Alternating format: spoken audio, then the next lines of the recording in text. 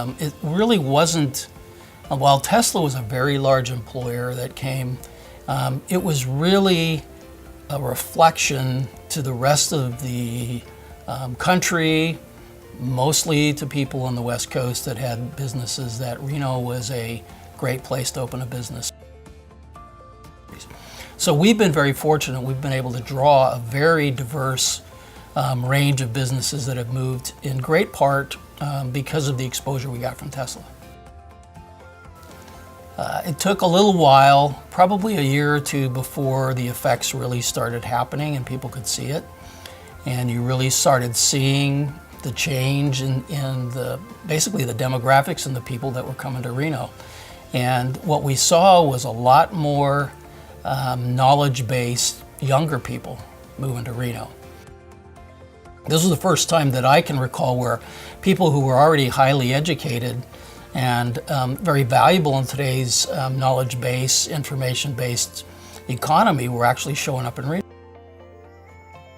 For us, it was an area town we call Midtown, which really was on our main street through the downtown, a very dilapidated, rundown part of town. And it turned into a very hip and cool urban area with restaurants and unique boutique clothing stores and just pretty much all the things that would come with a younger demographic.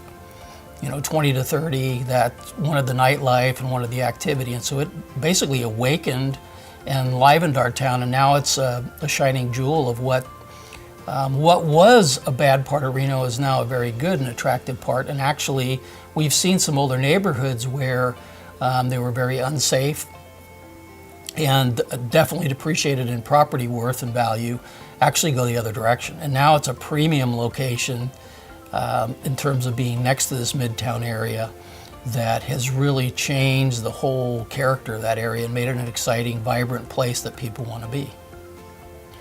It was inexpensive land in an area that was run down, where local entrepreneurs and investors decided to take a gamble. And the way I would describe it is, in the depths of the recession, we actually, and it's not derogatory to anybody in the Midwest, but we were called the Detroit of the West. In recognition that our property values went from 17% annual appreciation to basically a 60 or 70% drop.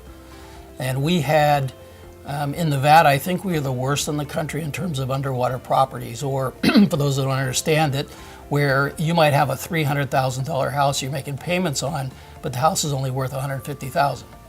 And so we had a lot of people who individually had to make decisions whether they were going to keep paying those mortgage payments that were paying for something that wasn't worth what you were paying for.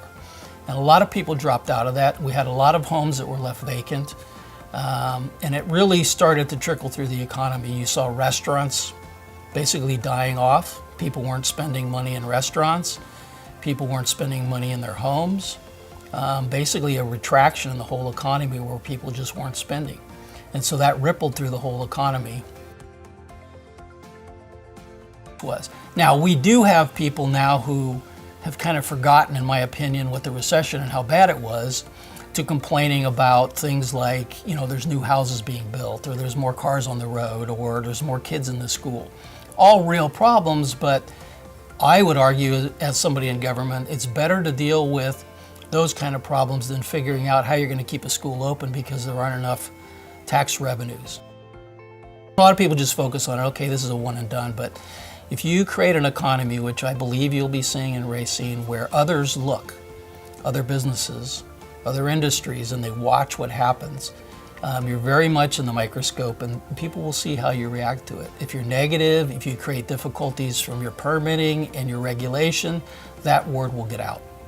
If you're very opening and you're welcoming, I guarantee you from our experiences, you'll have the ability to pick and choose who you get.